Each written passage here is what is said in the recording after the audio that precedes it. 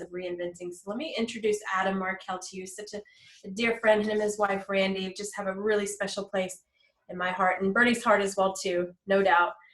So Adam Markell is an international speaker, a best-selling author, and one of America's top performance mentors and reinvention experts.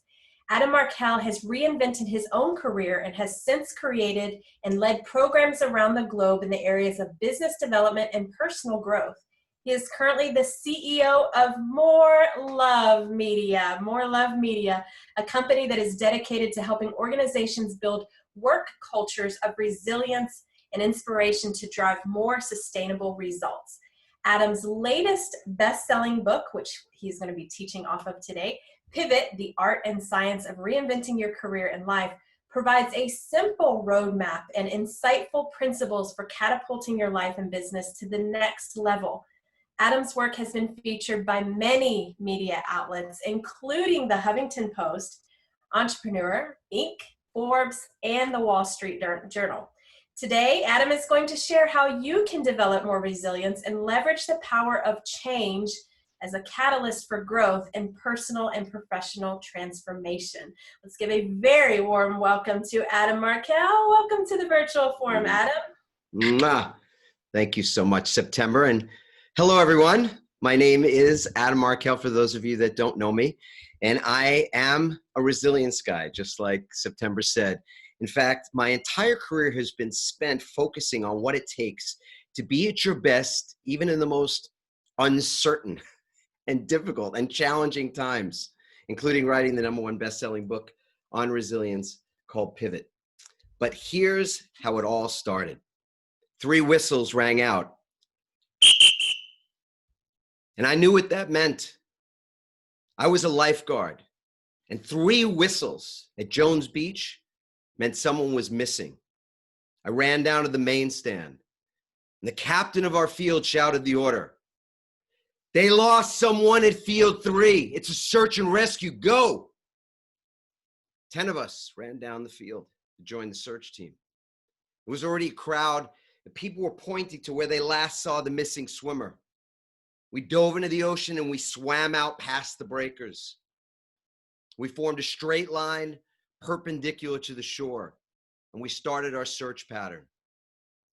We dove down into the cold, dark Atlantic Ocean. We swam into the current, and we came straight up for air. And when everyone's head popped up, we repeated that process again and again and again. After more than an hour, I heard that whistle again. It was a terrible feeling. We weren't done. We hadn't found him. We got out in the water, and our captain led us in a moment of silence. When we opened our eyes, he looked at each of us and said, "No one goes down in our water. At this field, no one goes down on our watch." And then he said something I will never forget.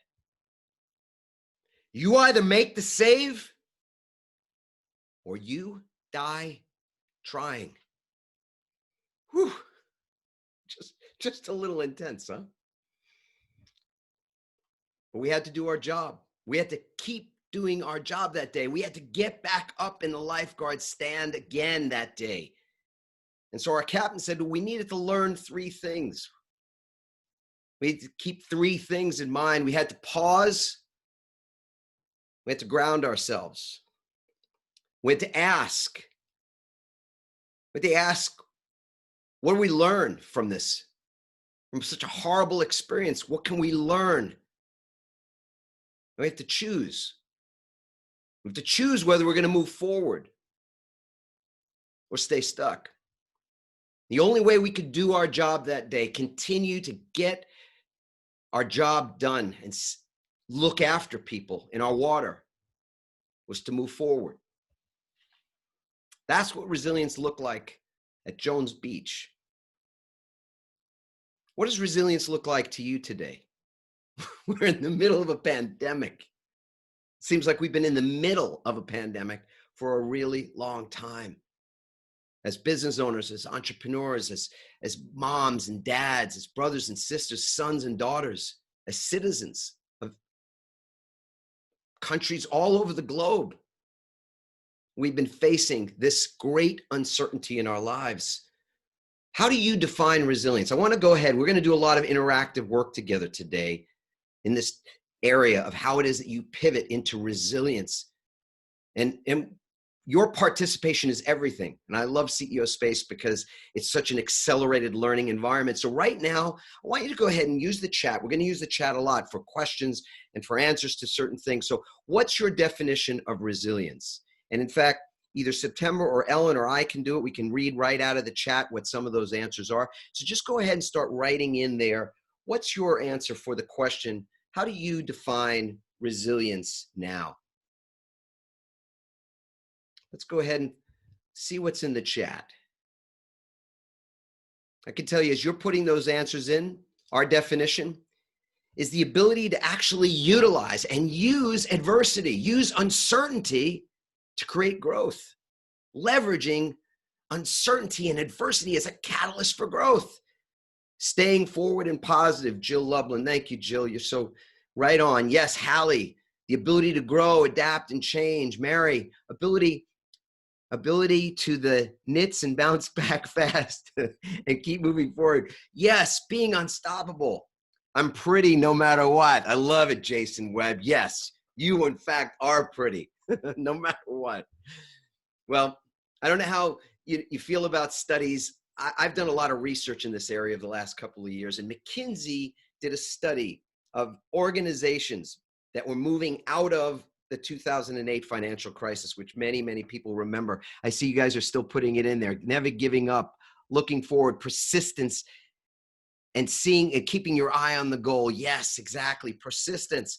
McKinsey studied resilient organizations, and what they found was that resilience was the single trait, the single culture characteristic, if you will, that would help companies to move forward. In fact, resilient organizations not only were able to recover and rebound after the 2008 crisis and crash, but they were able to extend their gains and lead and increase their lead on their on other organizations that were in their space, because what they found was that resilience was a key to determining how you solve problems.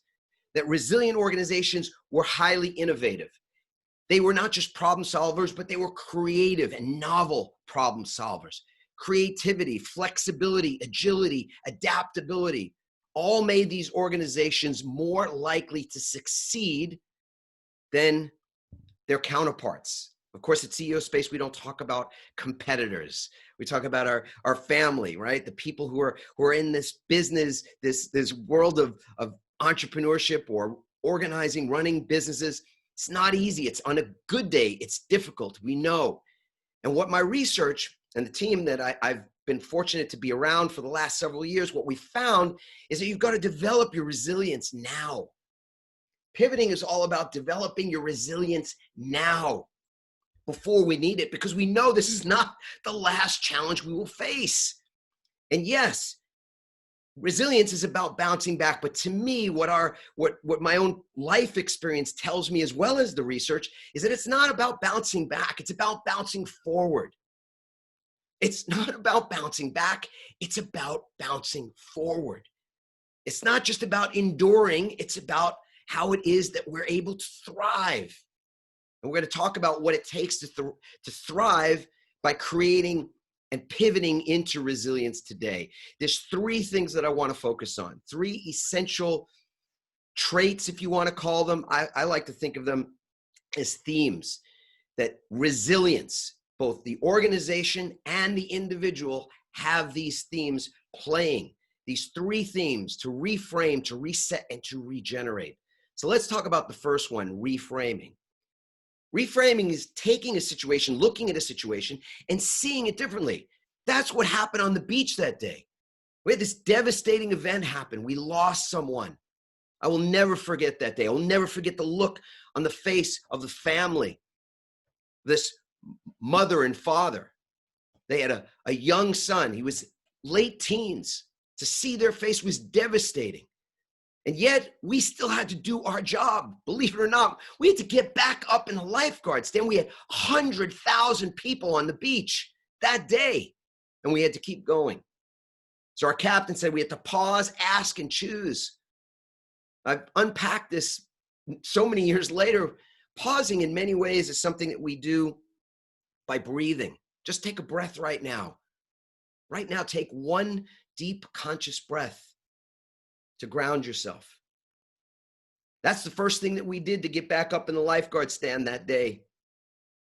We were all shaken, as you could imagine, but we paused, we breathed together. We grounded ourselves together. Our daughter, Chelsea, our oldest daughter, she's remarkable in so many ways. And just the other day, she said to me, Dad, I feel like with everything that's going on in the world right now, I got to move into neutral. That's a pause. Moving into neutral is not being in judgment, not being charged by so many of the things that are happening around us that create fear, create anxiety, create anger even. To get to neutral is a pause. Taking a breath is a pause. Grounding ourselves is a pause. After we pause, we ask. So on the beach, we ask that question, what can we learn now? As brutal as it was, as devastating as it was, we've experienced that devastation just in the last 8 months. Many of us know someone who's perished in the midst of this pandemic. Maybe somebody really close to you even. We've all experienced loss, grief. To ask what that means, to ask for the meaning, it reminds me of the things that I learned when my grandmother was still alive, my dear, sweet grandmother, who I spent so much time with. I used to sit at her kitchen table, her dining room table, playing cards with her. And she would make sandwiches. She would make a chicken salad sandwich like nobody's business. In fact, September and I were talking about this just a couple of weeks ago. I love to watch her do this, to pick apart this chicken and handle everything with care.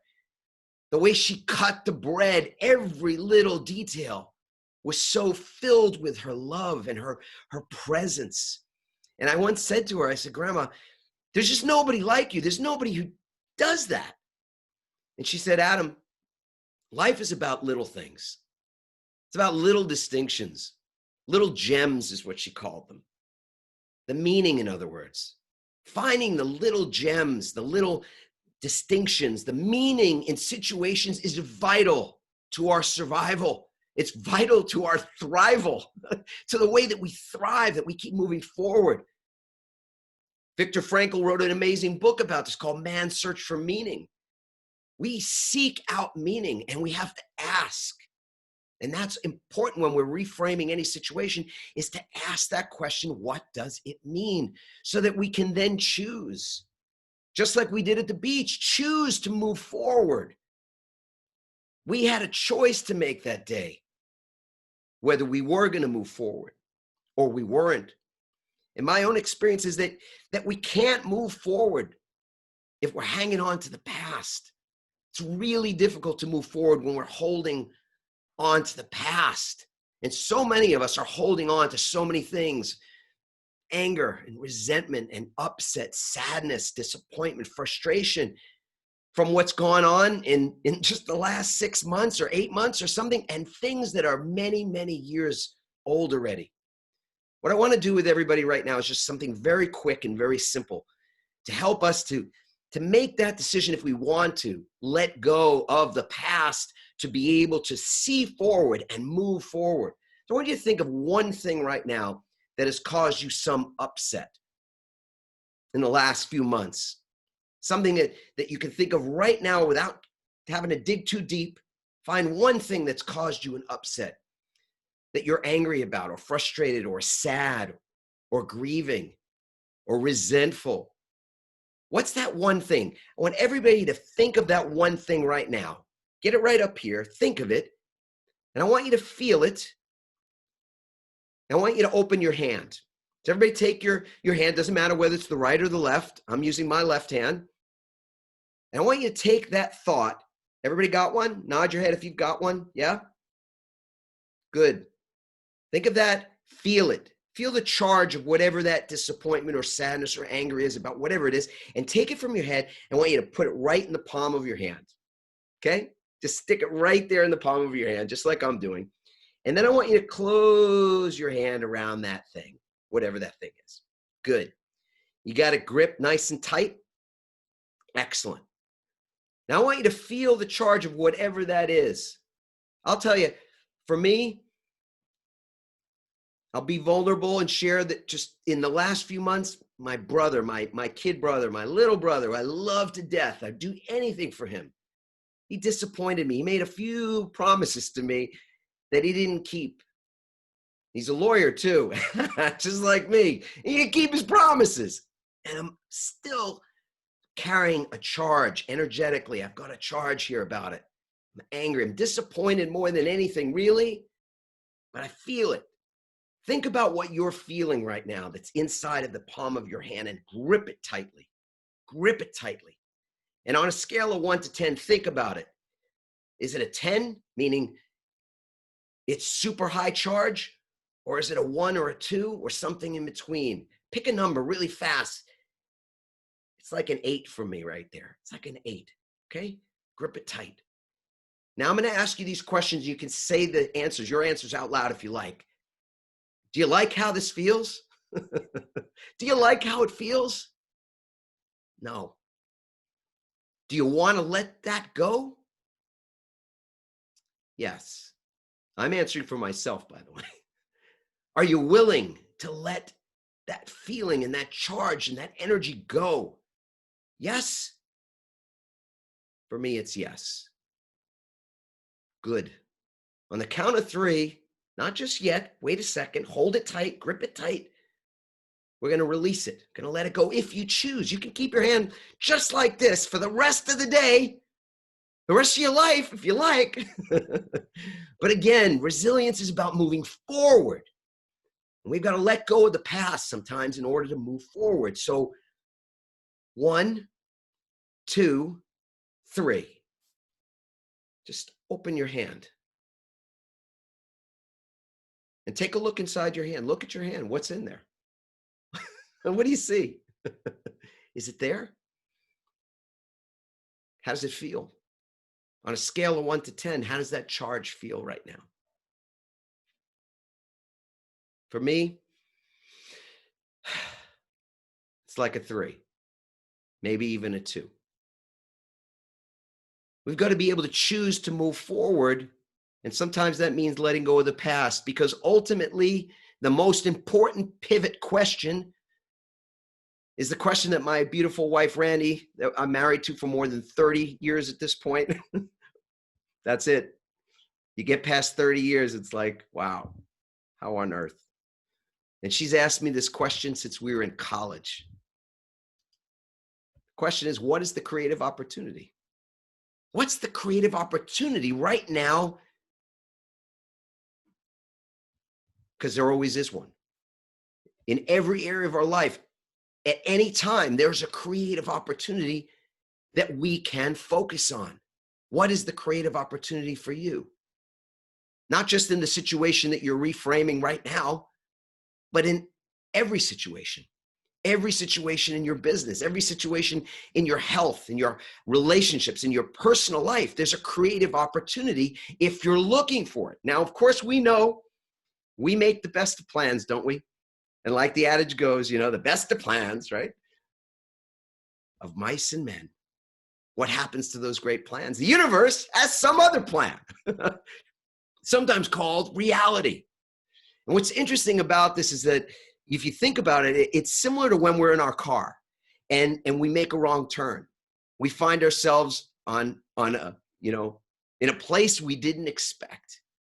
What happens at the time when we find ourselves in the weeds, in a place we didn't expect when we're in our car and we've got our GPS or our phones? What happens? The GPS tells us, reminds us that we're idiots, right? It screams at us. It judges us. It tells us it's just like your father said. You can never follow directions. That's what the GPS is set to say, right? Maybe it's just my own. What does the GPS say to us? It speaks the truth. It shares wisdom with us. It's the principle of resilience that we are able to reset, that we are able to recalculate, in other words, to redirect ourselves when we find that we've made a mistake, when we've gone off in the weeds somewhere.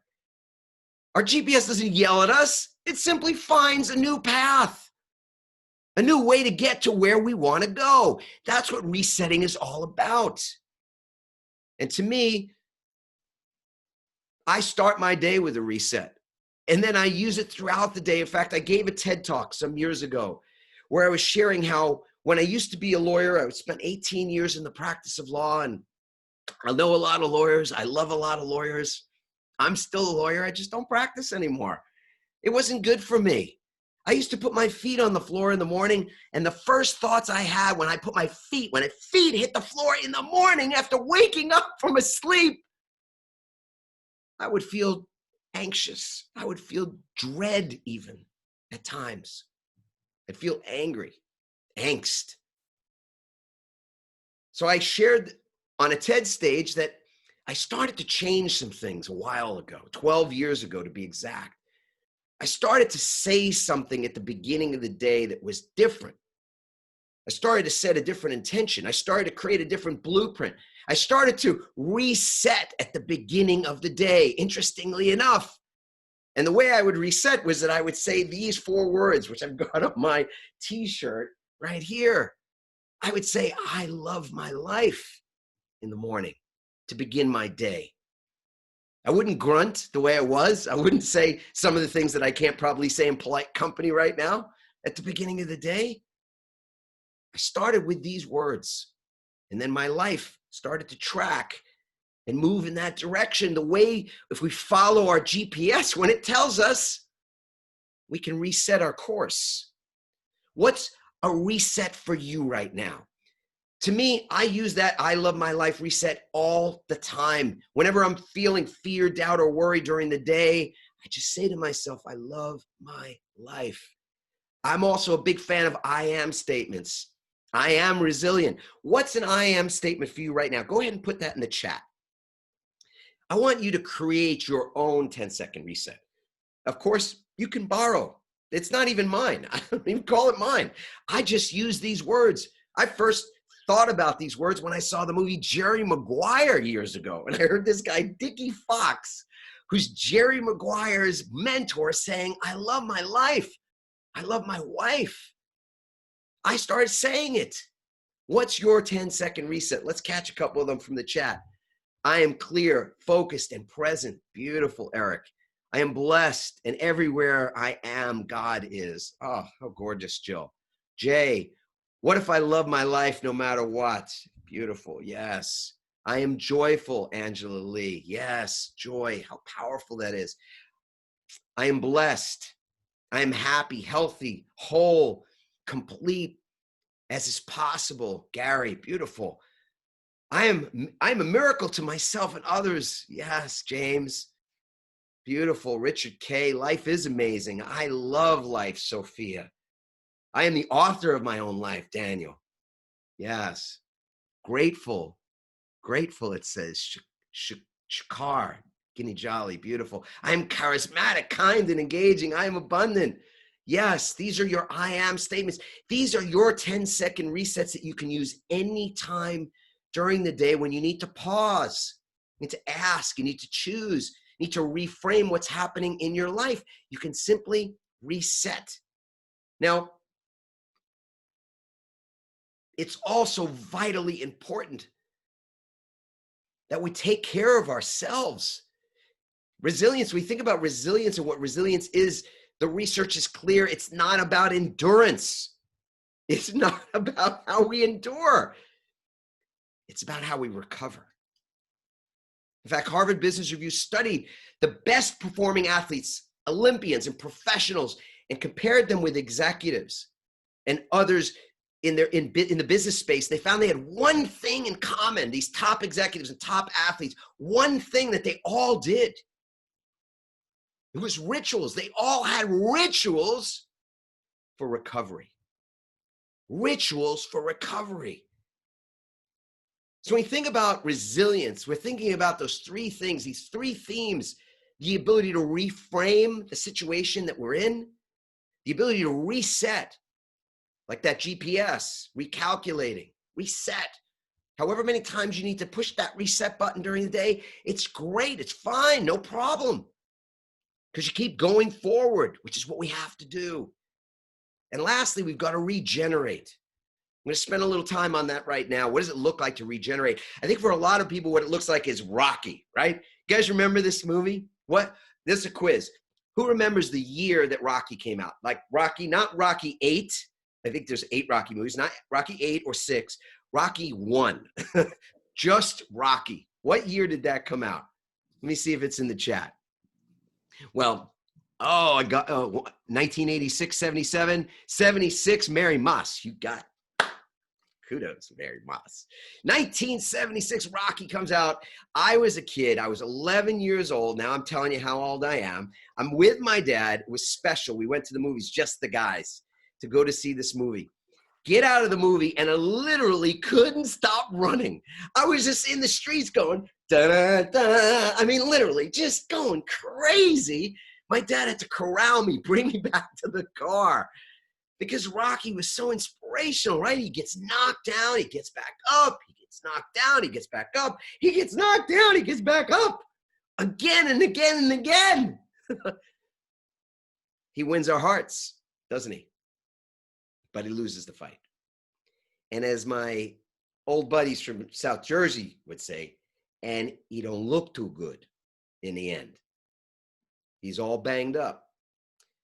And I think for so many of us, we've been taught that resilience is just about the physical.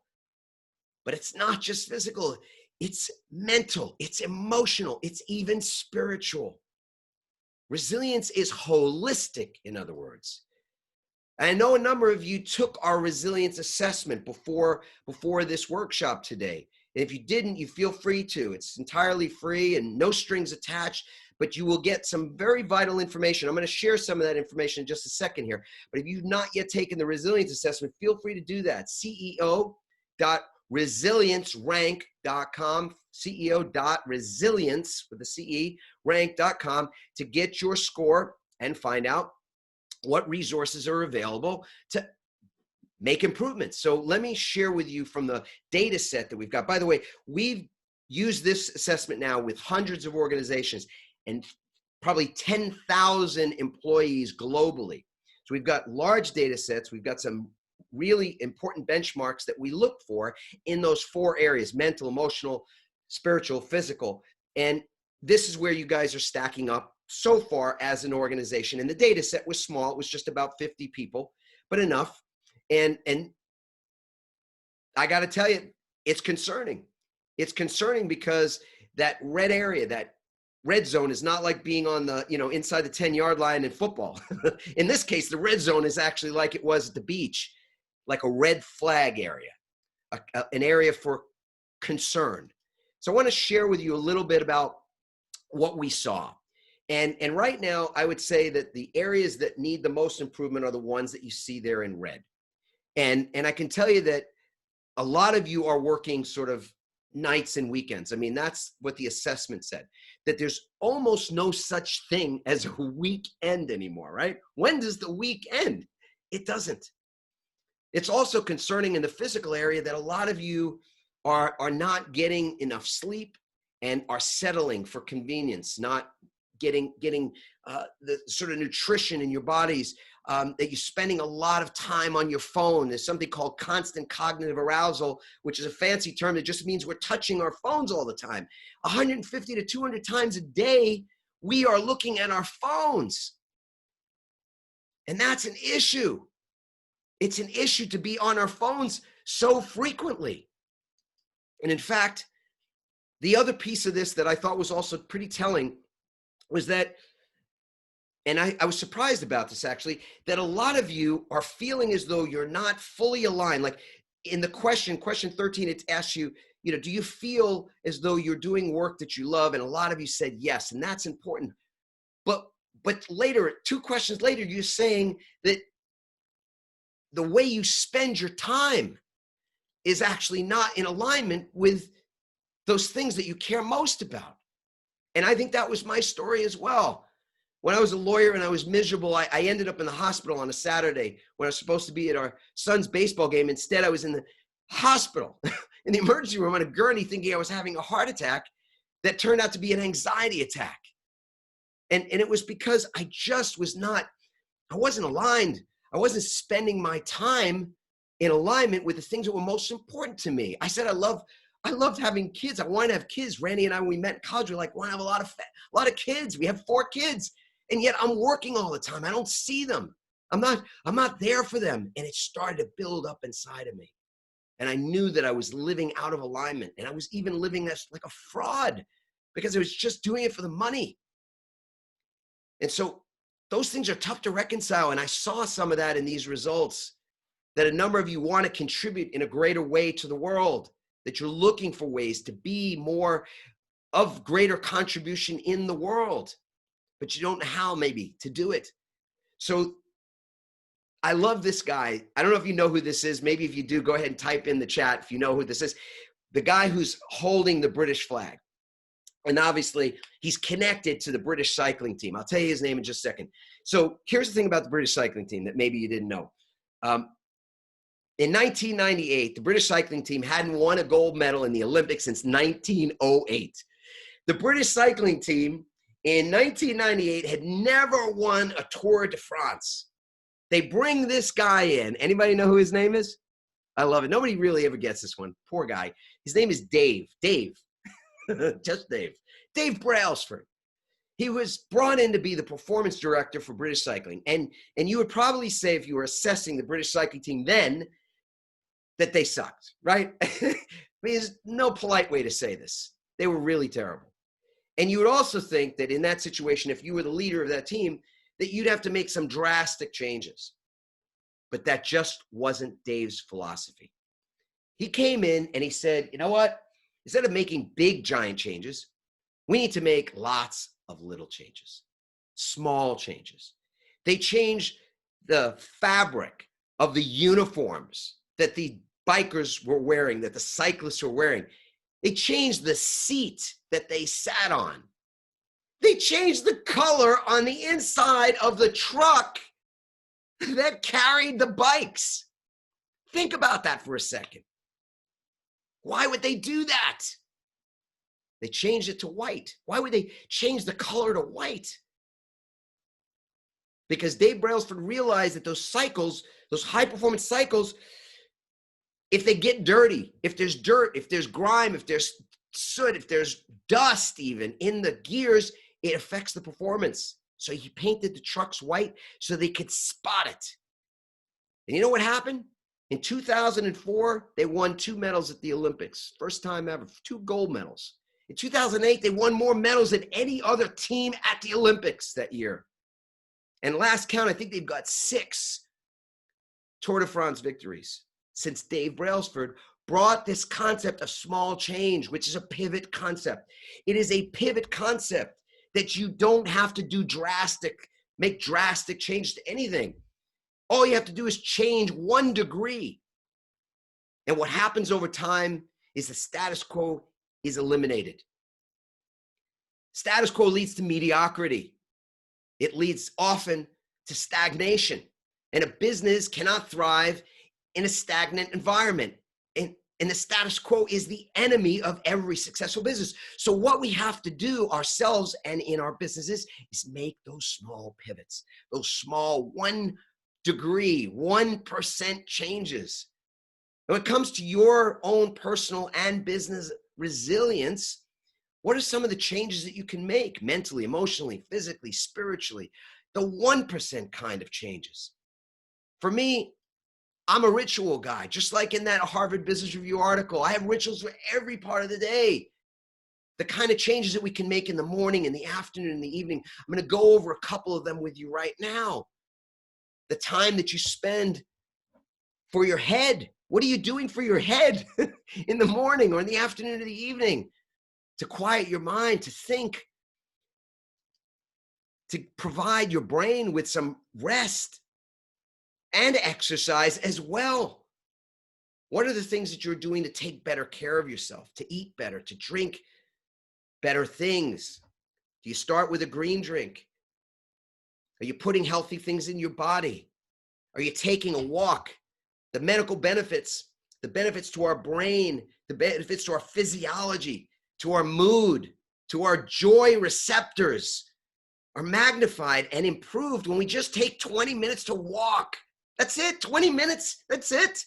20-minute walk, a 20-minute closed eye session. I love to sit with my feet up the wall, my tush to the base bar, my feet up the wall, put something over my eyes and set a timer for 20 minutes and close my eyes. It feels like a 3-hour nap. When are you unplugging at night? Are you watching TV before bed? Are you reading? Are you going to bed and getting enough sleep? Or are you waking up tired? Are you getting up in the middle of the night? These are things that can be handled a step at a time. And I'm a habit guy. I'm a guy, I believe you ritualize to habitualize. I've studied habits. I've read about habits. And I can tell you that you can read a lot of books and a lot of research, but it all comes down to these 4 simple things. You got to, when you're creating a new ritual, creating something you want to become habitual, you've got to start small. You've got to make it easy on yourself. Make it easy on yourself and make it easy on to be able to do it consistently.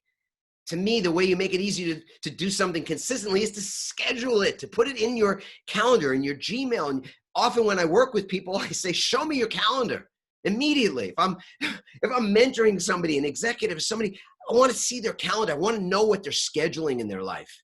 Everything from, if your spouse likes foot massage, schedule it. You want to have coffee, at a certain time with a certain person, you've got to schedule. You've got to schedule the things that you want to become habitual. And of course, we need to have accountability partners, which is so great. What's so great about CEO Space are the people that you are going to be collaborating with are the perfect people to be in partnership with. I want to share something with you as well, which is my morning ritual. My waking ritual I shared earlier. I put my feet on the floor in the morning. I think about what I'm grateful for. And then I say these words out loud. I love my life. 4 simple words. That's what I do when I wake up in the morning. It's my ritual. But within the first half hour of the day, I sit down quietly and I look at this amazing thing that is, oh, look at that. Went sideways on me. This is actually a picture of my code of conduct. And the code of conduct was something I created about 10 years ago.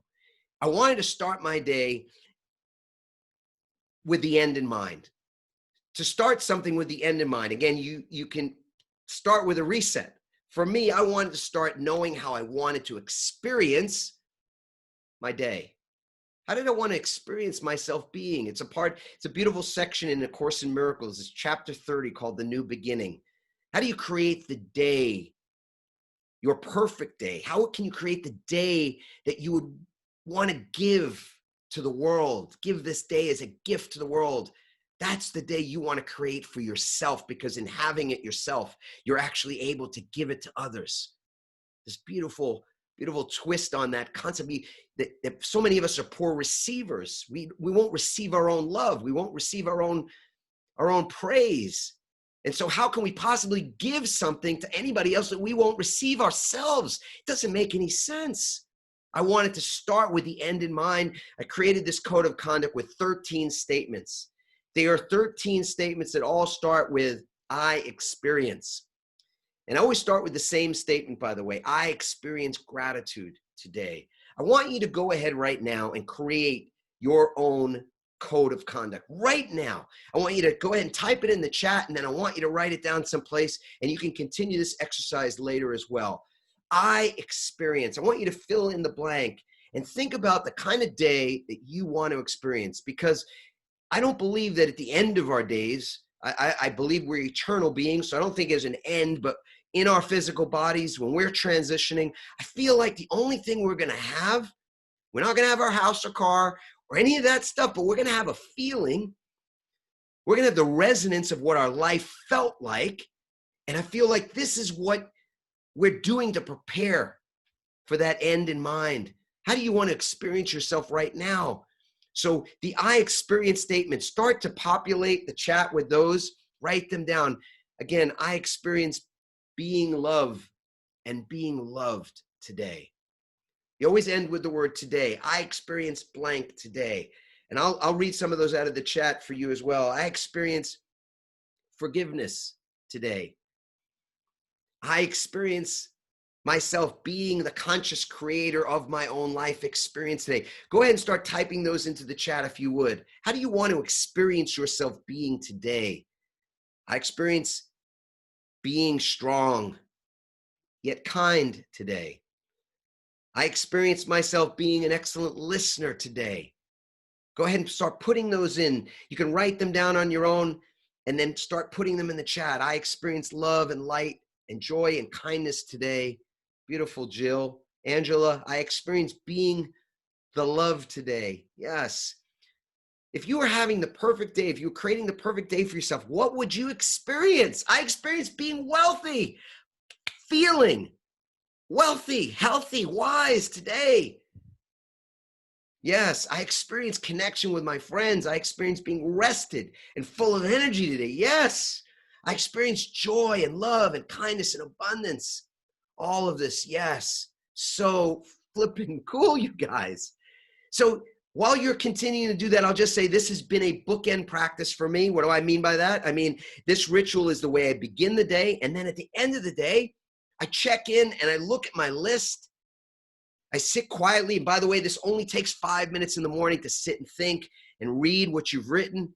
Often I read it, and sometimes I just allow myself to be guided by universe. I would say God. For me, it's okay. I say that. But I feel guided. And then at the end of the day, I check my list and I go, did I experience that today? Did I experience being of service to others today? Did I experience living in absolute integrity and kindness today? Did I experience seeing the loving presence in everyone that I met, everybody I spoke to, everybody I thought of today? And then if I did, I know it's because I set out for that. And if I didn't, what's great about it is it tells me where I can put my focus tomorrow. If I didn't experience those things, it's a wonderful piece of feedback for how to create the day of your dreams, to create joy, to create resilience. So I encourage you to use that practice, to write it out. I had 13 in my original list. Maybe you want to use the 13 to start with. Write them down, put them on a piece of paper, start in the morning and check in at night. The goal here is that you create your own recovery map. That would be the best advice I can give you all to become more resilient for your business, to be able to pivot in the world we're living in. You've got to create a recovery map because, again, resilience isn't about endurance. It's about recovery. So what's one small thing that you could do in each of these areas to be more resilient? Go ahead and write that down right now. And again, if you feel like sharing it in the chat, feel free to do that. What's one thing you know you could do? I can tell you all, everybody can take a 20-minute walk. You can find one thing that you can do in the day to just develop greater resilience. Maybe it's to get the recipe or create one and make yourself a green drink every day. One thing mentally for your mental resilience, one thing for your emotional resilience. Again, you can use that exercise I shared with you earlier about just gripping on to something you're feeling charged about and then letting it go. What can you do physically? Take that walk, take that nap.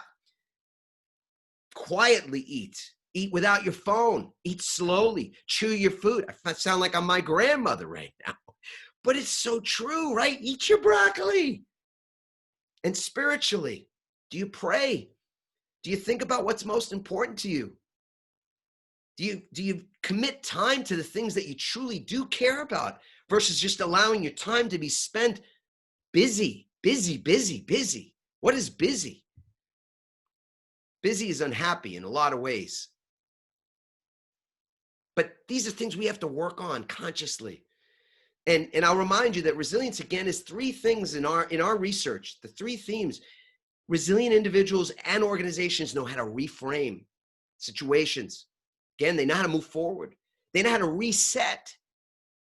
They find those ways to reset the way your GPS will help you to reset when you've made mistakes, and they know how to regenerate. They understand that it's about how we regenerate our energy that enables us to actually move forward and help other people.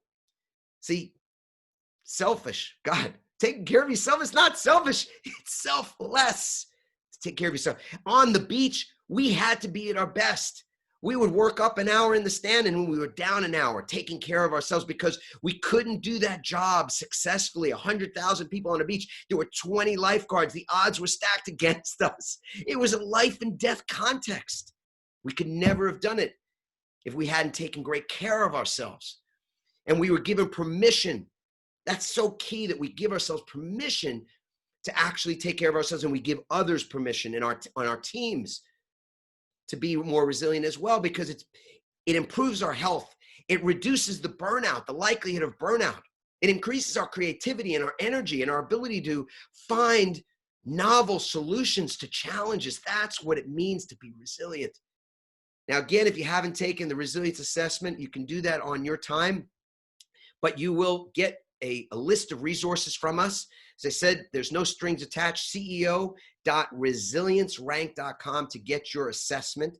I also would love to ask this question. How many of you can see yourself delivering a presentation like the one that I've just given right now? We're going to get into Q&A. We'll have a few minutes for Q&A in just a second, but I'm just curious, by a show of whatever, hands, I guess, or you can write yes in the chat if you like, but how many of you could see yourself sharing your content in a similar way, virtually or in person when we get back to in person, but right now virtually, the way that I'm sharing this content with all of you? How many of you would love to do that? See yourself doing it? Yes? I mean, have the audacity to say, I could do it better than you, Adam. I could do it better than you. I will do it better than you. I have no doubt. That's the greatest thing that anybody, Bernie and I were always so charged. We're so happily in awe of seeing the people that we would work with just accelerate. And CEO Space over years has seen companies go from startup to nothing and go to the hundreds of millions of dollars. And I got to see that, and I get to see that in my business now. And it's brilliant. It's beautiful. So if you would like to find out more about how you could be doing what I'm doing for you, what I'm modeling for you now, you'd like to maybe get on a TED stage, because that was part of what I've done to just establish my own credentials and credibility to a global audience. I had a good following in some respects with regard to certain work I was doing, but a global audience, totally different thing. TED Talk, phenomenal way to grow a global audience. Maybe you want to deliver virtual training similar to what you're seeing right now, and you just would like to find out more. This is a free session. This is time with me. I don't know how many people are going to want to have these sessions. I could just say I could do for about 10 people between now and the end of the year. But we have a pretty good, I should say good. We have a great team, but a very, I'd say a team that with people that are better even than I am when it comes to the ideation component. So if for some reason you want to get an ideation session with me and it's past the 10, meaning it, for whatever reason, and you get with one of our team members, you're going to be in good hands. I guarantee you. This is 20 to 30 minutes for you to talk through if you've got an idea or a message that you want to share with a wider audience, whether it's on a TED stage or you want to do virtual trainings or keynotes. That's what this ideation session is for, and it's free. It's our gift to you. So, and there's, again, it's not a sales call, just to be clear. This is an ideation session. If you get that time with me, I will give you all of my best. And again, if you don't get me for any reason, don't be disappointed, because our team is brilliant and amazing. Also, lastly, before we get to Q&A, I want to just let you all know that this message, this I Love My Life message that was incubating for years, but then became a TED Talk. And people go, well, how do you use a TED Talk and what happens? And I'll just tell you, this is what happens. Lots of things happen. And we've got a new book out. There's 2 parts to this book. This is the workbook, 28-day workbook that is in pre-order right now. You can go to the ilovemylifechallenge.com to get a copy if you'd like. And all that is just what's available presently, but it launches officially to be in stores the beginning of January. And so, and then a accompanying book will come out in August. But it's how you tie these things. You tie your message, whether it's a virtual training message, or it's a keynote message, or it's a TED message, and you tie those things to the greater group of people, the audience of people that you want to serve in the world, and you serve them through your products and your services that are in alignment and congruent with that message. When those things are working that way, you are strong. You have a great strength in the marketplace. So right now, what I would love to do is talk about pivoting, talk about resilience, talk about anything that is on your heart, because I'm here at your disposal. So September or Ellen, however you'd like to do this, if there are questions that you guys have about the resilience formula or about pivoting or about anything that we've covered today, please go ahead, type those in the chat, or even just raise your hand and we can find you that way and take those questions live. Awesome. Awesome. Well, while we're waiting for some questions coming in, I'm going to throw me some love over it. Adam, this was great. Love your energy. This has been a great day. We had some fantastic speakers. Adam, this is a wonderful way to close it out with some really great nuggets that you laid out there. I am going to be adding some new steps to my morning. Thank you very much. Yes, so throw some love in the chat box with those C's. If you have any questions, please feel free to raise your hand. I see James Pham, your hand is... La, la, la, la. You got a question from James? Pham has a question. James, go ahead and unmute yourself. And I'm going to take a little green drink sip while you're getting. Go right ahead. Hi. I didn't have a question because I actually raised my hand for another, like when you asked people to raise their hands, but I do want to just say thank you so much for this awesome presentation. I mean, your energy is phenomenal. And, you know, I mean, what are you drinking? I mean, that looks really good. Yeah, no, I'll give you the recipe right now. So, and by the way, I didn't say it earlier, but, and I saw it was cut off. If you want to get some time with me, just go to Teams, send an email to team@adammarkel.com. Maybe we can put that in the chat as well. What's in the green drink are 2 handfuls of spinach or spinach and kale. You guys, you know, anybody can decide what they like. I don't personally love kale, but sometimes it makes its way in here if I don't make it. There's ginger. There's avocado, usually a half of an avocado, not a whole one because it gets too thick if you use a whole. There could be a banana, but sometimes I like, or Randy, my wife, will say, yeah, we don't need the sugar today, so we'll leave the banana out or leave the blueberries out. We'll put celery and a cucumber in here. I mean, you could put flaxseed in, you could put pumpkin seeds and grind those up. There's so many ways to play with a green drink. You can use coconut milk. You can use almond milk. I love milkadamia. It's macadamia milk. I don't like dairy. It's the key to this is that you no sugar really. If you can possibly do it without sugar, it's a little bitter, but it's better that way. And no dairy. And I have been on something in the past for about 90 days where I start my day with a green drink and I don't have anything else until about noon. And then I'll have a couple of eggs, I'll have bacon, I'll have, you know, meat. But the goal of this regimen is that you cut sugar out of your diet, you cut dairy, which is tough, man. Milk, cheese, milk's easier, cheese is tougher for me. You cut processed foods out. And you do that for 60 to 90 days, you lose inches. Weight comes off too. It's fine to lose some weight, but it reforms your body. And I think, again, when we think about resilience, we're thinking about making some small change to things you're doing right now to be able to see long-term growth for yourself. And one of those things that was easy for me to do is just to make one of these. You know, the hardest part is to shop for it. You shop for it once a week. You have the stuff in the fridge.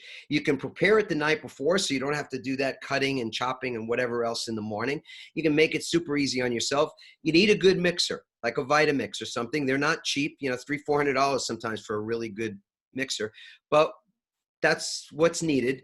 And the net result is that you have energy that's not caffeinated. It's not like this amped up energy that I remember used to be.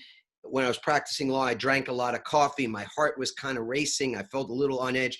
And right now, we're all dealing with low levels and not so low levels of anxiety. So this is just a great small step that you can take. If anybody has other questions about that concept of how it is you get to You bring yourself back to equilibrium. How you, I'll say this. Part of what I love about the I Love My Life challenge, in addition to it's, it's a lovely thing, and loving yourself is so important.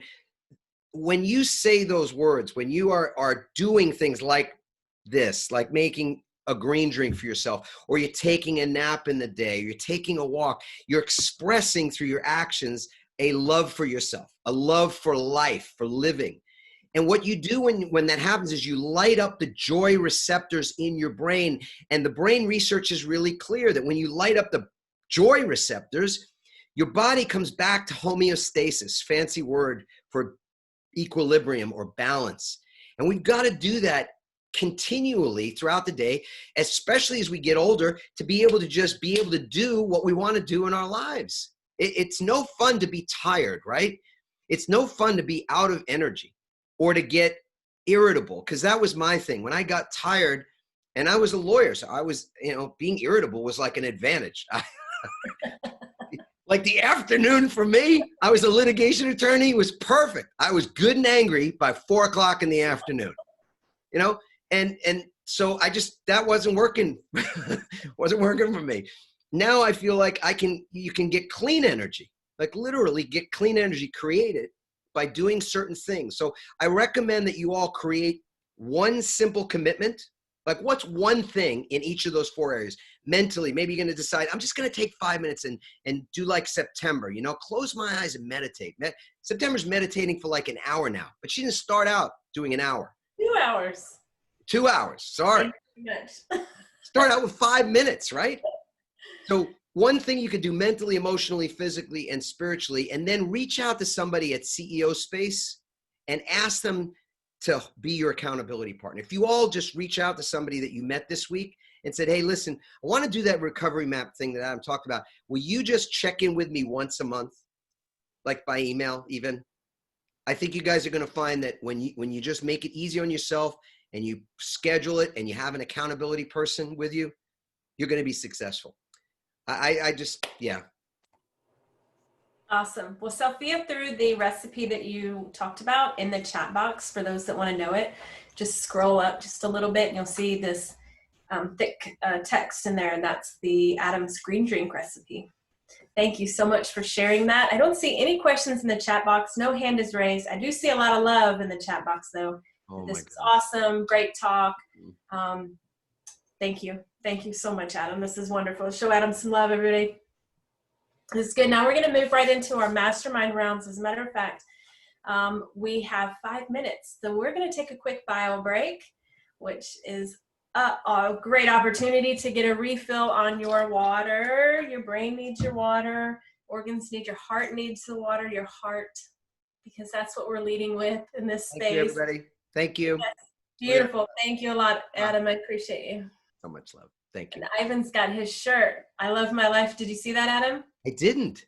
Yeah. Ivan? Let me get to the gallery view and see if I can find Ivan. Oh, there it is. Oh, yeah. Way cool, Ivan. Yeah, buddy. I love my shirt. Actually, I've worn it so much, my the prints come off of it. So now it's just a black shirt. I've worn it out. Yeah. All right, everybody, 5-minute bio break. We're going to come back here at a quarter till, so we're about 4 minutes. Good quarter till, we'll start our mastermind round. This is where we're going to be able to talk about what we're working on and collaborate with one another. Share some ideas with each other. Have you tried this? Have you thought about that? So come back here, quick bio break, and get yourself a refill on water. Make sure that you are well hydrated. We'll see you back here at quarter till, 3:45 East Central Time. Okay.